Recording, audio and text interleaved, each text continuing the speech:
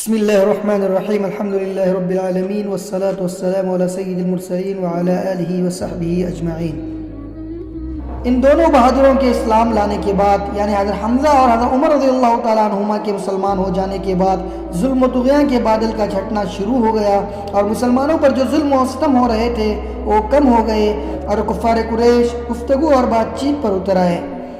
ابن اسحاق نے یزید بن زیاد کے واسطے سے محمد بن کعب قرظی کا یہ بیان نقل کیا ہے کہ مجھے بتایا گیا کہ عتبہ بن ربیعہ جو قوم کا سردار تھا ایک روز قریش کی محفل میں کہا، اور اس وقت رسول اللہ صلی اللہ علیہ وسلم مسجد حرام میں ایک جگہ تنہا تشریف فرما تھے کہ قریش کے لوگوں کیوں نہ میں محمد صلی اللہ علیہ وسلم کے پاس جا کر ان سے گفتگو کروں اور ان کے سامنے چند امور پیش کروں، ہو سکتا ہے کہ وہ کوئی چیز قبول کر لے، تو جو کچھ وہ قبول کر لیں گے اسے دیکھ کر ہم انہیں اپنے آپ سے باز رکھیں گے۔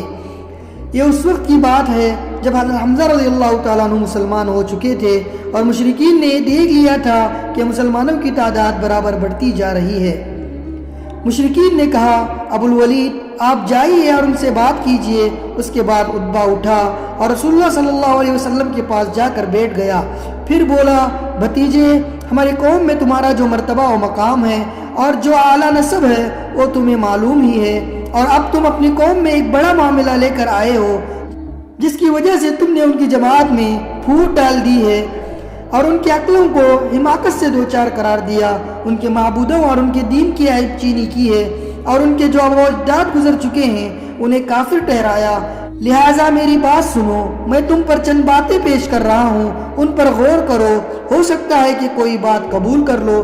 رسول اللہ صلی اللہ علیہ وسلم نے فرمایا، ابو الولید کہو میں سنوں گا۔ ابو الولید نے کہا، بھتیجے اے معاملہ جسے تم لے کر آئے ہو، اگر اس سے تم یہ چاہتے ہو کہ مال حاصل کرو تو ہم تمہارے لیے اتنا مال جمع کیے دیتے ہیں کہ تم ہم میں سب سے زیادہ مالدار ہو جاؤ گے، اور اگر تم یہ چاہتے ہو کہ اعزاز و مرتبہ حاصل کرو تو ہم تمہیں اپنا سردار بنائے لیتے ہیں، یہاں تک کہ تمہارے بغیر کسی معاملے کا فیصلہ نہ کریں گے، اور اگر تم چاہتے ہو کہ بادشاہ بن جاؤ تو ہم تمہیں اپنا بادشاہ بنا لیتے ہیں، اور اگر یہ جو تمہارے پاس آتا ہے کوئی جن بھوت ہے جسے تم دیکھتے ہو لیکن اپنے آپ سے دفع نہیں کر سکتے تو ہم تمہارے لیے اس کا علاج تلاش کیے دیتے ہیں، اور اس سلسلے میں ہم اپنا اتنا مال خرچ کرنے کو تیار ہیں کہ تم شفایاب ہو جاؤ، کیونکہ کبھی کبھی ایسا ہوتا ہے کہ جن بھوت انسان پر غالب آ جاتا ہے اور اس کا علاج کروانا پڑتا ہے۔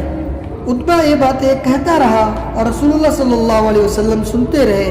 جب فارغ ہو چکا تو آپ صلی اللہ علیہ وسلم نے فرمایا، ابو الولید تم فارغ ہو گئے؟ اس نے کہا ہاں۔ آپ صلی اللہ علیہ وسلم نے فرمایا، اب اچھا میری بات سنو۔ اس نے کہا ٹھیک ہے سنوں گا۔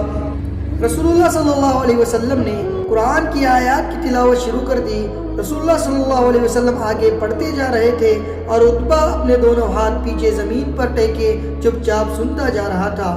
جب آپ صلی اللہ علیہ وسلم سجدے کی آیت پر پہنچے تو آپ صلی اللہ علیہ وسلم نے سجدہ کیا، پھر فرمایا، ابو الولید تمہیں جو کچھ سننا تھا سن چکے، اب تم جانو اور تمہارا کام جانے۔ ابو الولید اٹھا اور سیدھا اپنے ساتھیوں کے پاس آیا۔ اسے آتا دیکھ کر مشرکین نے آپس میں ایک دوسرے سے کہا، خدا کی قسم ابو الولید تمہارے پاس وہ چہرہ لے کر نہیں آ رہا ہے جو چہرہ لے کر گیا تھا۔ پھر جب ابو الولید آ کر بیٹھ گیا تو انہوں نے پوچھا، ابو الولید پیچھے کی کیا خبر ہے؟ اس نے کہا، خبر یہ ہے کہ میں نے ایسا کلام سنا جو کلام میں نے پہلے کبھی نہیں سنا تھا، نہ وہ شعر ہے، نہ جادو ہے، نہ کہانت ہے۔ قریش کے لوگوں میری بات مانو اور اس معاملے کو مجھ پر چھوڑ دو۔ میری رائے یہ ہے کہ اس شخص کو اس کے حال پر چھوڑ کر الگ تھلگ بیٹھے رہو۔ خدا کی قسم میں نے اس کا جو قول سنا ہے اس سے کوئی زبردست واقعہ رونما ہو کر رہے گا، پھر اگر اس شخص کو عرب نے مار ڈالا تو تمہارا کام دوسروں کے ذریعے انجام پا جائے گا، اور اگر یہ شخص عرب پر غالب آ گیا تو اس کی بادشاہت تمہاری بادشاہت اور اس کی عزت تمہاری عزت ہوگی، اور اس کا وجود سب سے بڑھ کر تمہارے لیے سعادت کا باعث ہوگا۔ لوگوں نے کہا، ابو الولید خدا کی قسم تم پر بھی اس کی زبان کا جادو چل گیا۔ عتبہ نے کہا، اس شخص کے بارے میں میری رائے یہی ہے، اب تمہیں جو ٹھیک معلوم ہو وہی کرو۔ حالات کی رفتار بدل چکی تھی، گرد و پیش کے ماحول میں فرق آ چکا تھا، لیکن ابو طالب کے اندیشے برقرار تھے۔ انہیں مشرکین کی طرف سے اپنے بھتیجے کے متعلق برابر خطرہ محسوس ہو رہا تھا۔ وہ پچھلے واقعات پر غور کر رہے تھے۔ مشرکین نے انہیں مقابلہ آرائی کی دھمکی دی تھی، پھر ان کے بھتیجے کو عمارہ بن ولید کے عوض حاصل کر کے قتل کرنے کے لیے سودے بازی کی کوشش کی تھی۔ ابو جہل ایک بھاری پتھر لے کر ان کے بھتیجے کا سر کچلنے اٹھا تھا۔ عقبہ بن ابی معیط نے چادر لپیٹ کر گلا گھونٹنے اور مار ڈالنے کی کوشش کی تھی۔ خطاب کا بیٹا تلوار لے کر ان کا کام تمام کرنے نکلا تھا۔ ابو طالب ان واقعات پر غور کرتے تو انہیں ایک ایسے سنگین خطرے کی بو محسوس ہوتی جس سے ان کا دل کانپ اٹھتا۔ انہیں یقین ہو چکا تھا کہ مشرکین ان کا ہاتھ توڑنے اور ان کے بھتیجے کو قتل کرنے کا تہیہ کر چکے ہیں، اور ان حالات میں خدا نخواستہ اگر کوئی مشرک اچانک آپ صلی اللہ علیہ وسلم پر ٹوٹ پڑا تو حضرت حمزہ یا عمر اور کوئی اور شخص کیا کام دے سکے گا؟ ابو طالب کے نزدیک یہ بات یقینی تھی اور بہرحال صحیح بھی تھی، کیونکہ مشرکین اعلانیہ رسول اللہ صلی اللہ علیہ وسلم کے قتل کا فیصلہ کر چکے تھے، اور ان کے اسی فیصلے کی طرف اللہ تعالیٰ کے اس قول میں اشارہ ہے، ام ابرموا امرا فإنا مبرمون۔ اگر انہوں نے یہ بات کا تہیہ کر رکھا ہے تو ہم بھی تہیہ کیے ہوئے ہیں۔ اب سوال یہ تھا کہ ان حالات میں ابو طالب کو کیا کرنا چاہیے۔